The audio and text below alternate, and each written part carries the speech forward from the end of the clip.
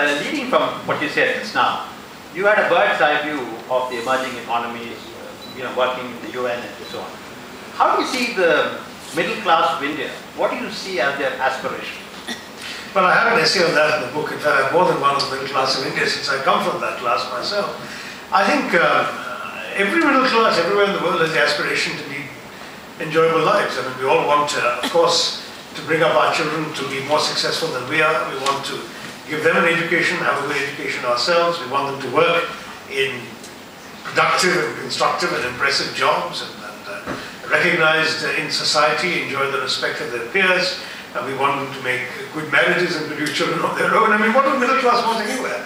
We want all of these things, and the fact is that India is no exception.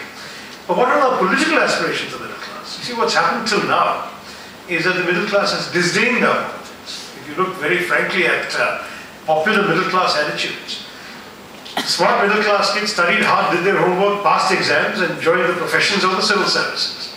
The ones who couldn't pass the exams are the ones who went to politics. They were treated, therefore, with the disdain that the middle class parents felt for the underachievers.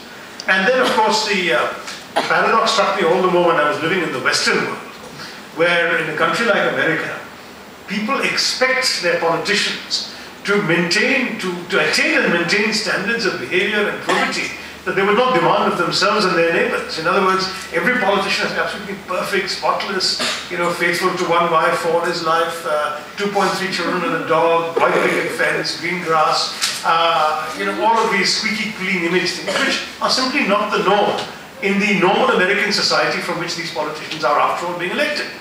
Whereas in India, I find exactly the opposite, that the Indian middle class expected politicians to have standards that they would not tolerate in themselves and their own family and their neighbors.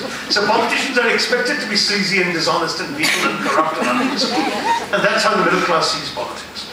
And I think that is something that really needs to change. And so I'm delighted, even though you have not come and joined my party when you started your own party, and that professionals are getting engaged, that there are parties that are willing to engage with these massive issues of India through the middle class. Because if you look at other democracies, the middle class is actually the engine of democracy. If you look at the Western world, Western Europe as well as America, the candidates are from the middle class, the campaigners are from the middle class, the people who go out and vote are from the middle class, the leafleting, the agenda setting, the envelope stuffing, it's all done by the middle class. It's a middle class activity. In fact, in Harlem, in all the presidential elections up to Barack Obama's, but not including Obama's obviously, in Harlem, the black suburb of New York, the highest turnout for an election was 23%. The middle class votes, they decide the future. Whereas in our country, the middle class doesn't bother to spend 4 hours in the hot sun lining up to vote. I'd love to ask all of the adults here above 18, how many of you voted in the last election?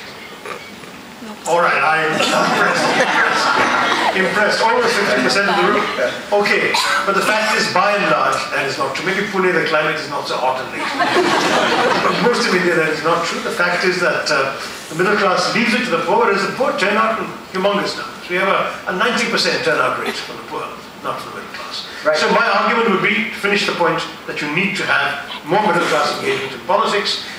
The only comment I'd have about a group like the Professionals Party is the risk that, because of the size of each of our electorates, your middle class vote alone is not enough to win a seat.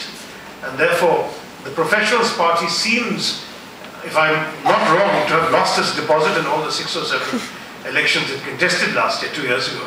And therefore, it needs to ask whether it is better off becoming a sort of ginger group to identify professional candidates within mainstream parties and support them, so you actually have a chance of having people in Parliament following your agenda, than to just push your own agenda with a candidate who is doomed to lose.